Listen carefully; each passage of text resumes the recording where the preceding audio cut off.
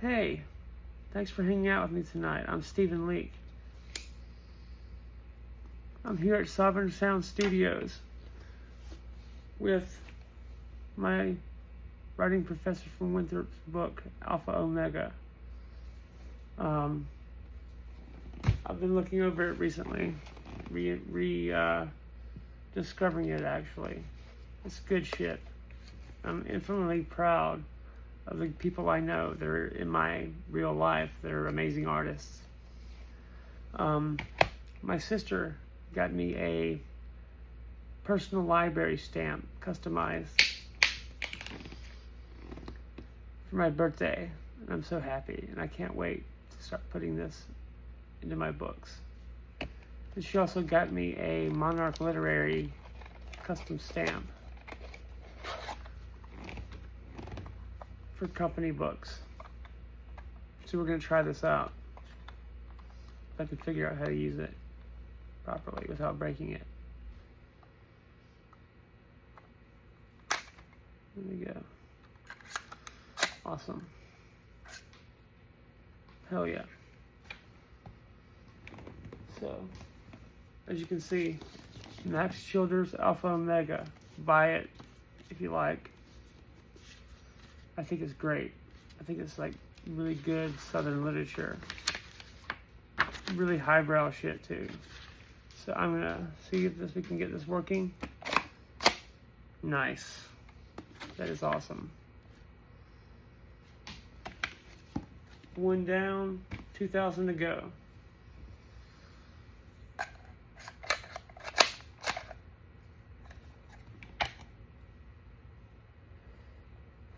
I got my pink lighter, my moleskin, and my Skillcraft US government pins. I'm all ready to go. If it wasn't the middle of the night. But it's my favorite time to work. The world is quiet. It's only you and your thoughts. You get good shit done.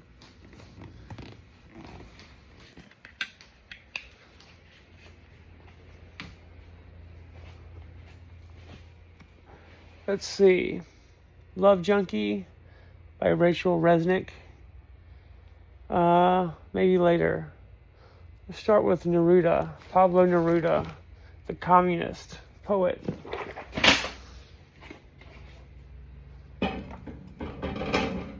Just because they're commies doesn't mean they can't write. We can forgive them sometimes, not always.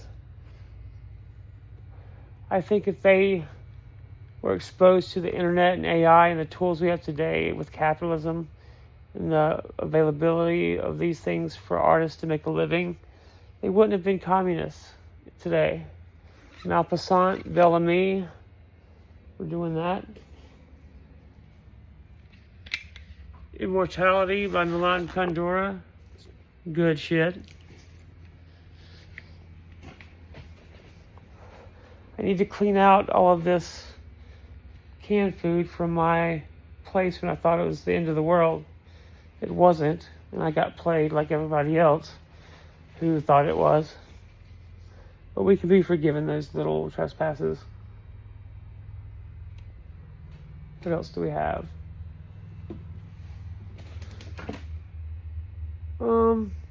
Bukowski Women. Celine, Journey to the End of Night, one of my favorites. William Burroughs, Naked Lunch and Junkie.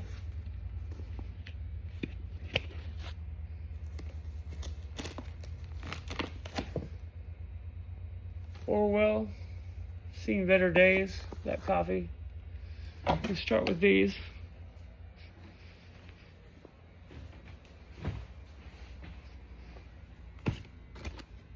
Thanks for hanging out with me tonight, by the way.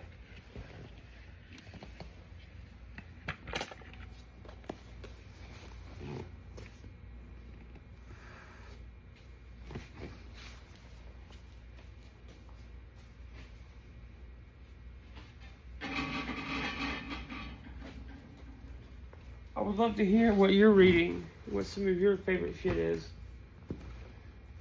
We'll start with this Neruda.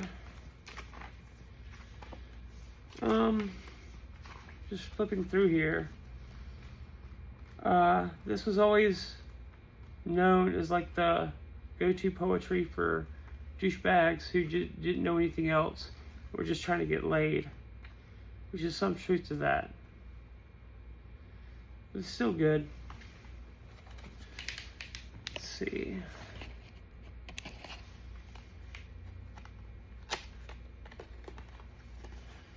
I love little customizable gifts.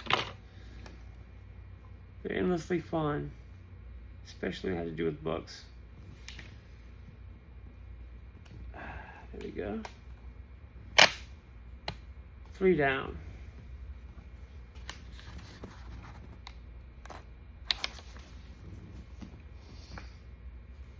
Women by Bukowski.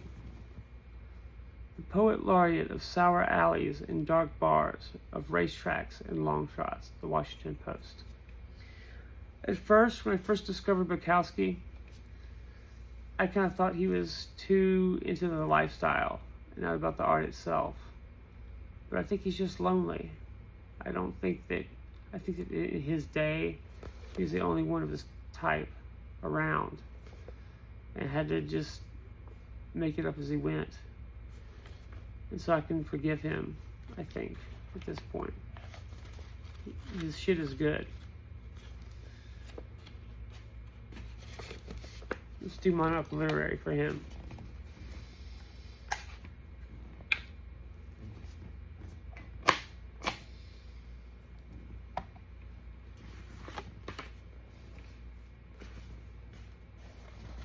Junkie by William Burroughs. This is one of the 5 books I've been reading religiously when writing Gethsemane. I love the beats, and part of Gethsemane and my whole deal with Charleston and my friends was to have like a new beat click in the South. Monarch Literary for him.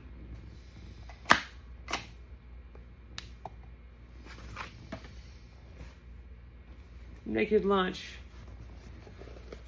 I have another copy, a 50th anniversary of this one. And I was in Rock Hill in a really nice apartment with my best friend at the time, his daughter, his little 3-year-old daughter. They were going through a divorce, and his daughter and his ex-wife were living with me. And his daughter was flipping through my bookshelf, rambling through Naked Lunch, and I had to snatch it from her before I got in trouble. This is my personal stash.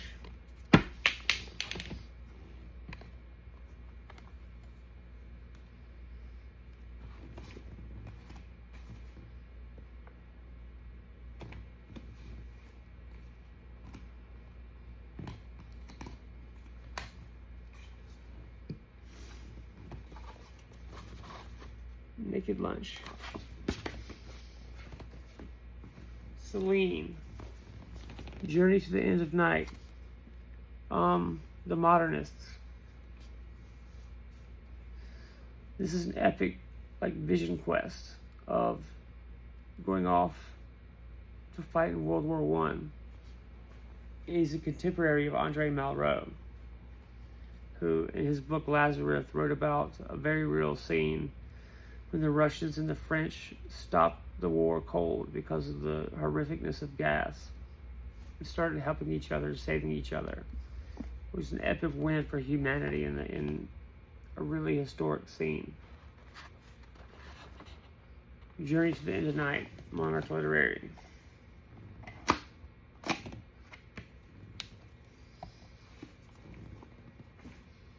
see what else we can get into.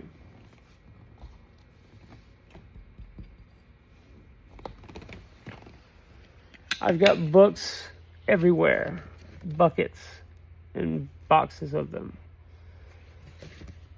Lovecraft, let's do that. Ishiguro, the Remains of the Day, good shit.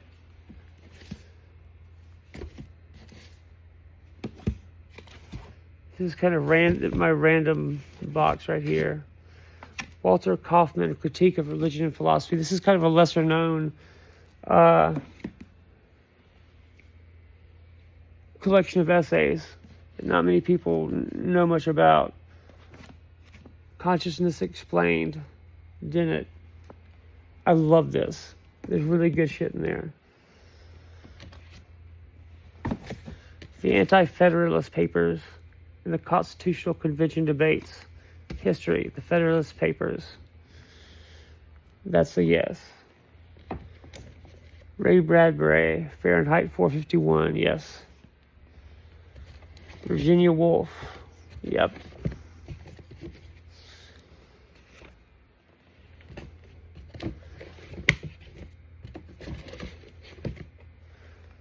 Love in the Time of Cholera, definitely.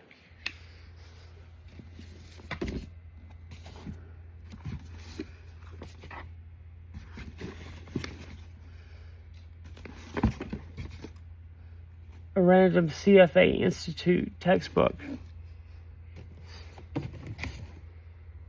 Oh shit. Ender's Game.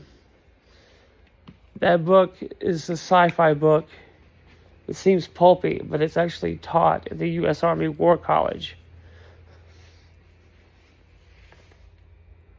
Let's see what else we can get into. White Noise, a classic. Don DeLillo.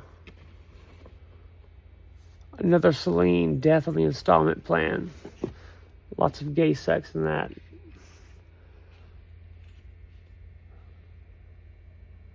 Arthur Rimbaud.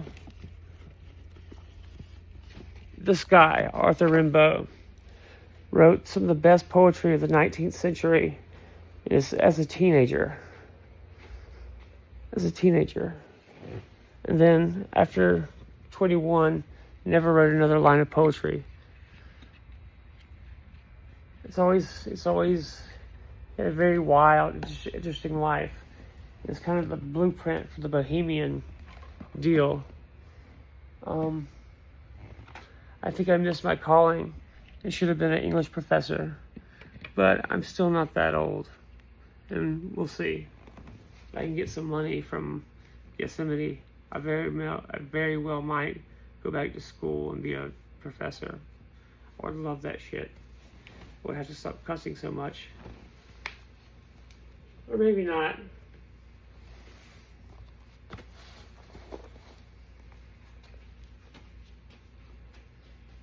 Let's see. Infinite Jest.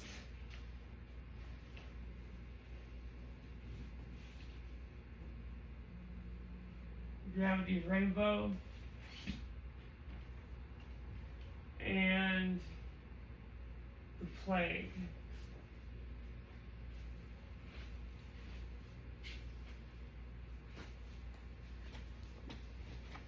David Foster Wallace is an interesting character in literature.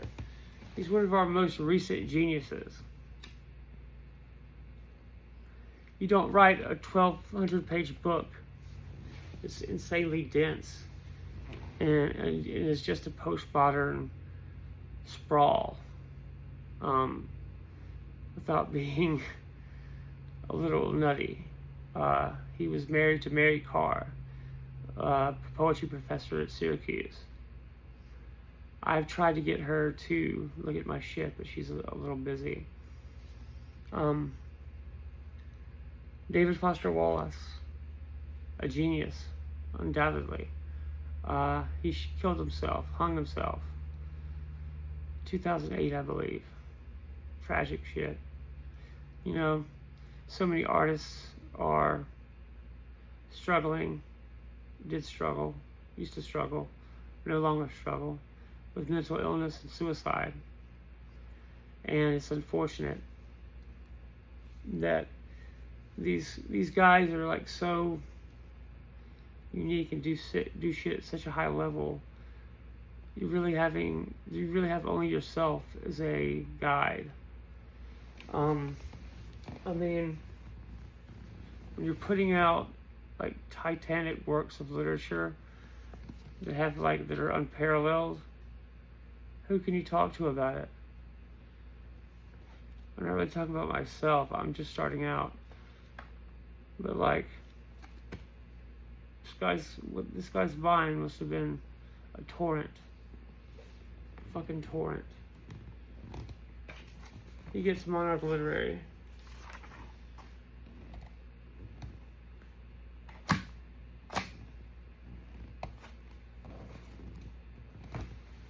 Gravity's Rainbow.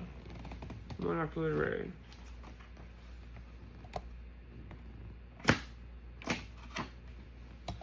Thomas Pynchon. The Plague, that's my personal. It's gonna go with some Stephen Leake shit. The Plague, Camus. I dated a woman, a librarian in Columbia. Not a librarian, but she was a COO of the library system in Richland County. And her favorite book was The Stranger. I thought that was so badass. I couldn't help myself. She was a great woman, but couldn't seem to get over mainstream narratives, you know, and like the fact that like the New York Times would lie to people or print out their own disinformation when it's been established and discussed in open sessions of the House. The CIA uses it for disinformation and propaganda. Camus, Stephen Leake. And, you know, I've noticed that's a major problem with a lot of the women I've loved over the years who had good, solid jobs, who were lawyers or teachers or librarians or whatever.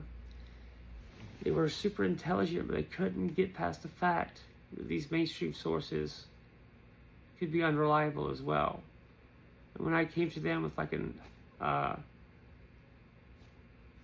source out of right field or an indie source or a citizen journalist, they dismissed it. It kind of hurt my feelings a bit, because understanding the battlefield we find ourselves in, where citizen journalists are often more reliable than these mega corporation outlets that have financial interests that they have to pay homage to. A citizen journalist is more free to tell the truth than a moneyed corporate outlet. That's just a fact. It's just human nature and how the system works.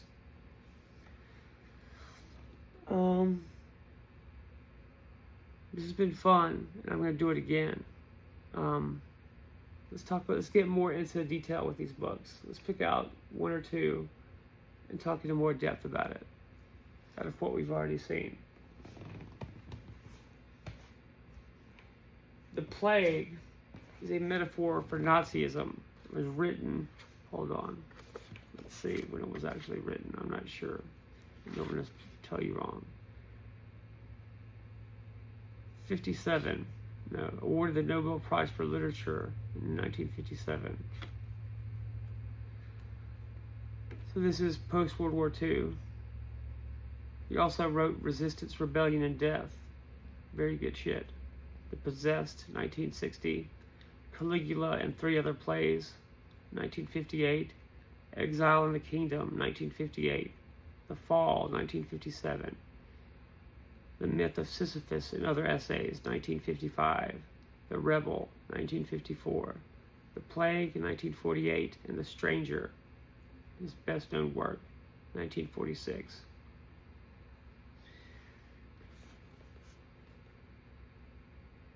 I am self-taught in everything. Less so in writing, because I did take some formal training in it, but not a whole hell of a lot. Just to cover the basics, and I extrapolated the rest. Let's talk about Rimbaud again. in a little bit more depth. And let's do some reading from him. I swallowed a massive dose of poison. I love that line.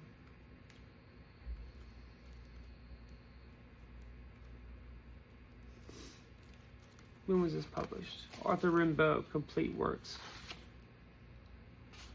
Translated from the French by Paul Smith.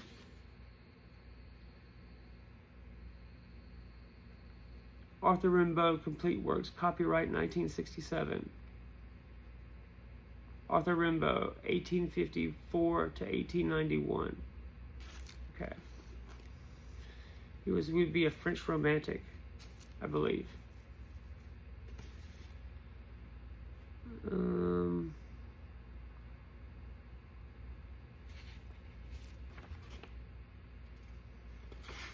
A Season in Hell. Okay. He wrote A Season in Hell, and Saison in an Affair, and The Drunken Boat. Really good stuff. Here we go. A Season in Hell. Once, if memory serves me well. His best piece, 219. I've got to read it to you, or I would not sleep. 6 Seasons, The Damned Soul. A Season in Hell, Arthur Rimbaud. Once, if my memory serves me well. Once, if my memory serves me well, my life was a banquet where every heart revealed itself, where every wine flowed. One evening I took beauty in my arms, and I thought her bitter, and I insulted her. I steeled myself against justice. I fled. O witches, O misery, O hate, my treasure was left in your care. I have withered within me all human hope. With the silent leap of a sullen beast, I have downed and strangled every joy. I have called for executioners. I want to perish chewing on their gun butts. I have called for plagues to suffocate in sand and blood. Unhappiness has been my god. I have lain down in the mud and dried myself off in the crime-infested air. I have played the fool to the point of madness. That's awesome. And this was in the 1850s.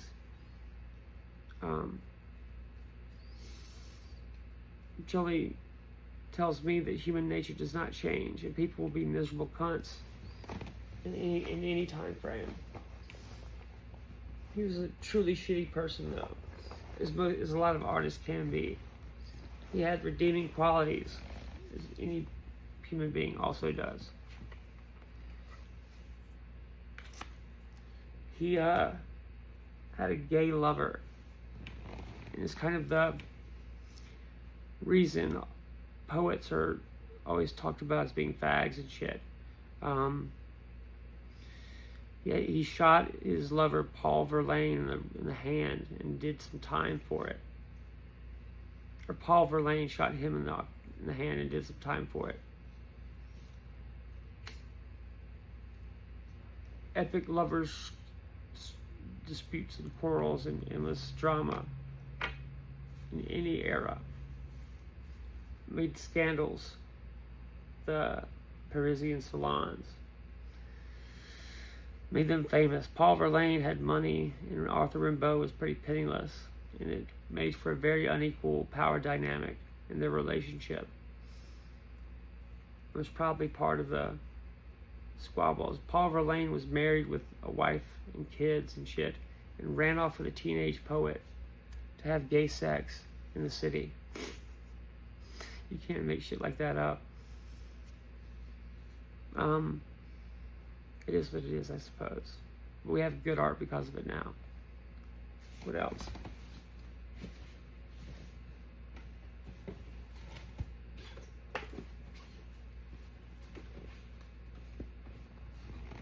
What else? I need to get back to Burroughs, because I did not do him enough justice. Burroughs, an interesting figure. The beat. What are the beats? one of the older beats was a Harvard guy, another gay dude in literature, an unrepentant drug addict. The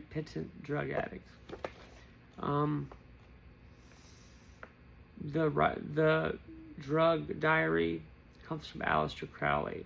He's the first to do it, and the Satanists and the occultists love him for that. I think it's just weird, and not really of much literary value. He just hates humans. He's not a good guy.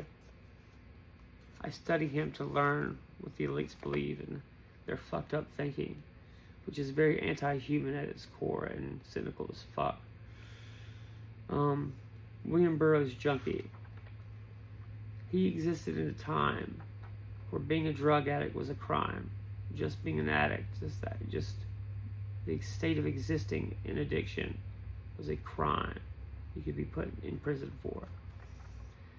And these people were endlessly harassed by cops, by feds, ripped off by drug dealers. It's a shitty life. And no, it should not be glorified. Even though I kind of do that. You know, I did it, I do glorify it to an extent. As like, William Burroughs makes a very good point. That drugs can be an escape for people who otherwise would be facing a horrific fate. It is what it is. I'm a realist. They can help people escape a horrific fate. I go to the methadone clinic every other day, and the people I see there are like epic examples of human strength and resilience. And their displays of humanity inspire the shit out of me. A lot of them, most of them, have put up with insane levels of abuse, PTSD, trauma, mental illness. I mean, shit that no human being should be subjected to. But the people that take care of us there deserve a medal for what they do. They don't get paid very much, and they provide really crucial services for the community. I've decided a long time ago that I would talk about my struggles, that people shouldn't be ashamed of it. Addiction, especially opiate addiction in this country, in this day and age, is not a personal moral failure. It happens as an act of war by a hostile foreign country. And we need to talk about it in a realistic manner about what it is. Our government is actively involved in selling this shit, and it is the reason we have the problems we have. It is a way for intelligence in the military-industrial complex to fund black budget projects that can be outside the purview of Congress. And until we start addressing the structural problems with how our military operates and how these funding mechanisms work and the crime and criminality inherent in the system since the end of World War II, we're going to always have a drug problem, and the drug war is never going to come to any kind of real conclusion. You know, it could all be solved by legalizing it, or at least decriminalizing personal drug use, which I advocate for, and is the only sane answer.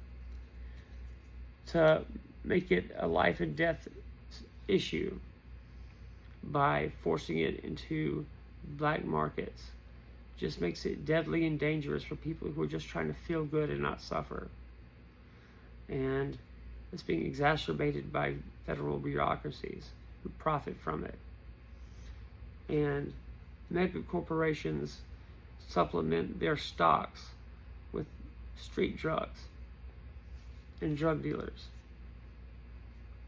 It's a fact. It's not well known how that shit is operating, but the American economy is propped up in large part by drug dealing and trafficking. And the fortunes of the original elite of the East Coast all got their start in the slave trade, the opium trade. And our Ivy League institutions got their start with opium and slaves.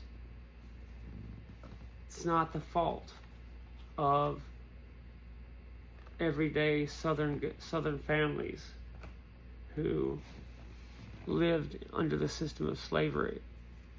This was a systemic thing done by the elite in the royalty and the aristocracy and the British crown. This is not something average people had any say in. The same as today.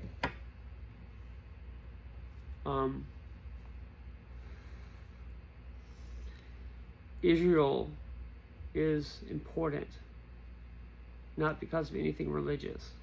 The elites don't really believe in a God or religion other than how it's used politically, in real politics. Israel is a strategic location for drug trafficking, international trade, finance, and it's really all about trade and money. Our world is set up to run off of money.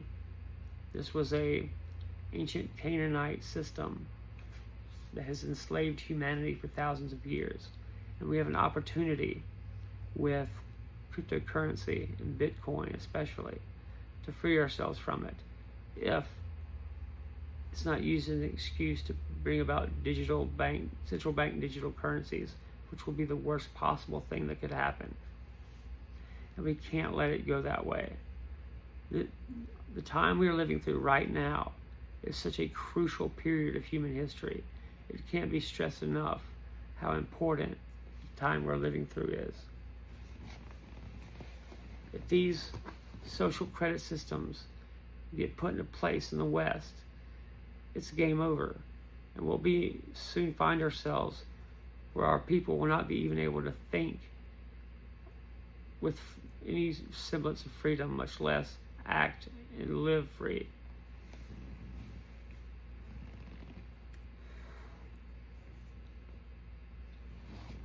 It's very consequential and important times, and you need to do what you can to free yourself from that dopamine phone addiction and be engaged in civics and politics. We have to organize and talk to our friends and be talking to everyone we know about what's going on in the world. You need to unplug from the television, stop watching reality TV, read more, interact with human beings, have human connections and friendships, have conversations with your friends, read a book. This is the way forward. We need to get back to basics and our fundamental principles.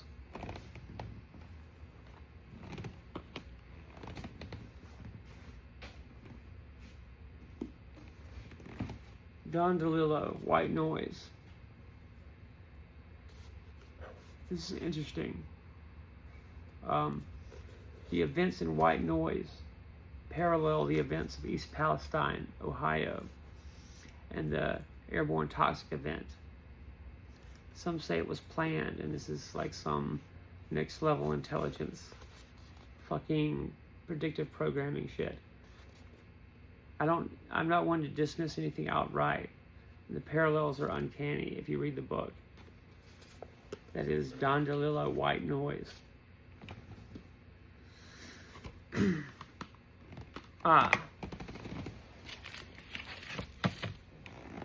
The book that started my adventure in Charleston. Down and Out in Paris and London. George Orwell, the writer of 1984. Down and Out in Paris and London is about restaurant work in Paris and London in, I think, the 20s. And it gives us scenes of frantic orders and cramped working conditions with a permanent underclass of restaurant workers, the same shit that's been going on and I wrote about in 2015, South Carolina, was happening in Paris and London, in the big cities of Europe 100 years ago. Restaurant work is unique. It can be exhilarating. It can burn you out. It can be democratic. Anybody who works hard and shows up every day is going to make at least not starve.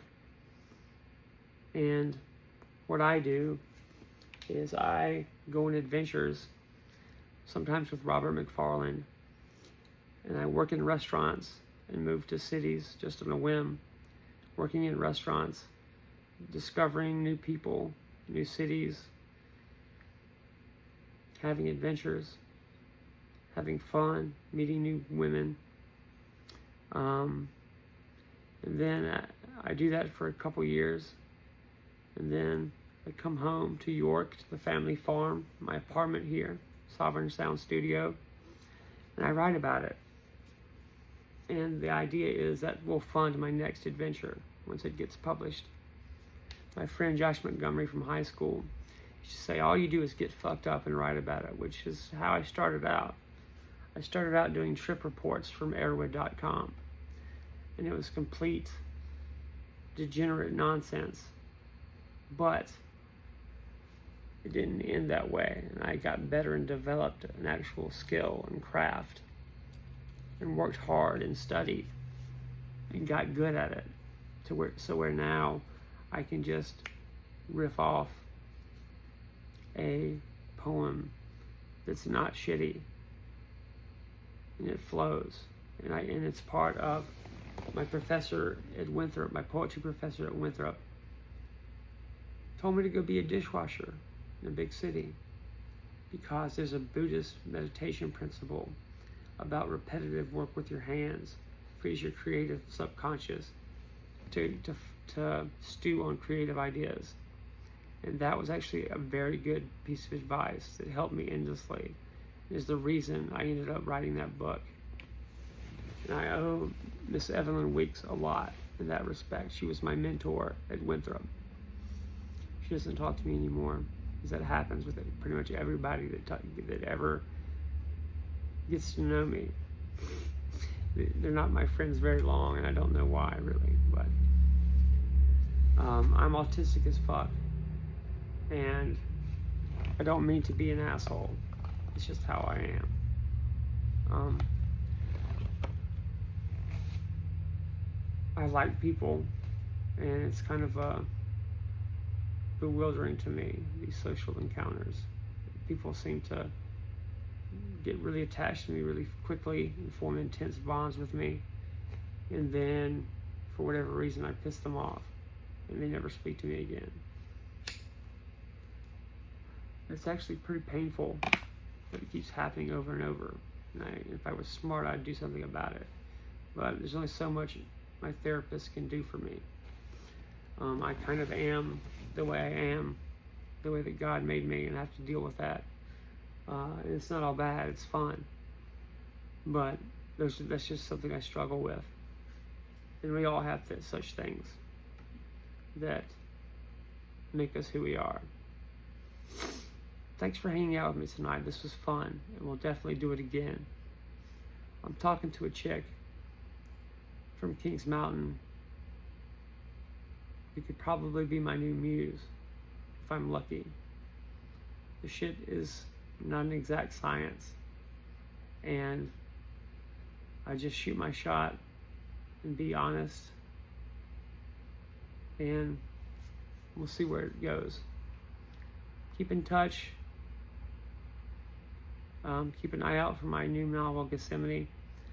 I'm starting the second round of edits. There's a ebook of the first draft available at StephenLeake.com. I have my podcasts with new episodes coming out every week, sometimes multiple times a week.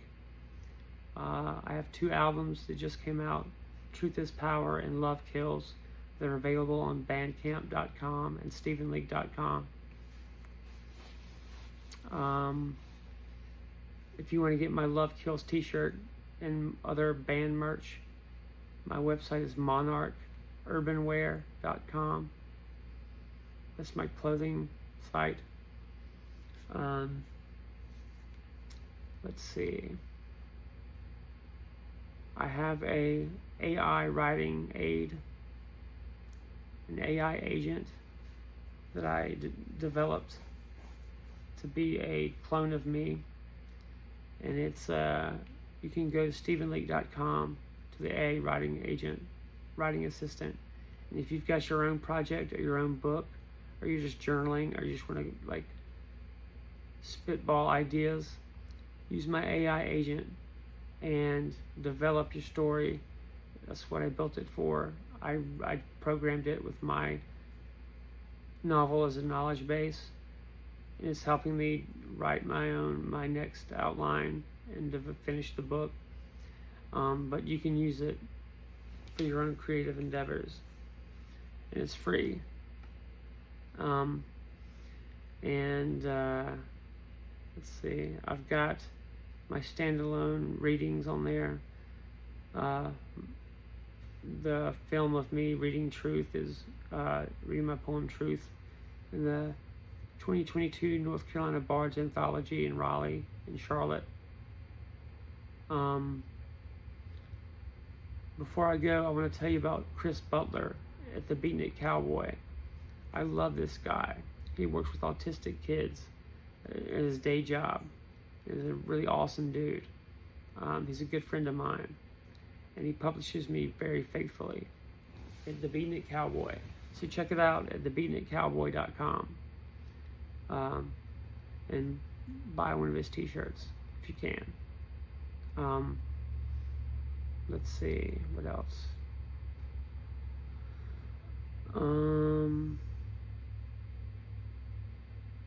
I have an audiobook of Truth is Power. It's my poetry collection that's not out yet, that I'm in the process of publishing.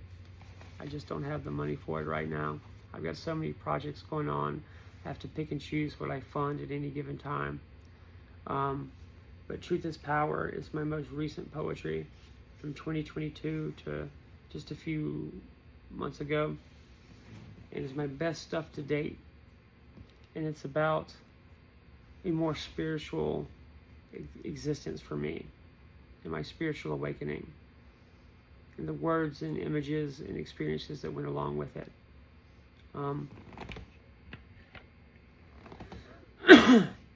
So keep an eye out for the paperback of Truth is Power, and you can listen to the audiobook for free. I just ask for, like, if you like it, if you like my stuff, consider a small donation of $1 or $2 through PayPal, through my website. I make a living off of my creative stuff. I don't do this, I do this full time, and so every little bit helps. If I can get like coffee in Rock Hill, it makes my life not suck as much. It makes me, a nice cup of coffee just makes me like so happy, and it's all about the simple things. A smoke, cup of coffee in a nice location. That's what I live for. Good conversation, good people. There's nothing better. I can't think of anything else, so thanks for hanging out with me tonight. I'm Stephen Leake. We're gonna win.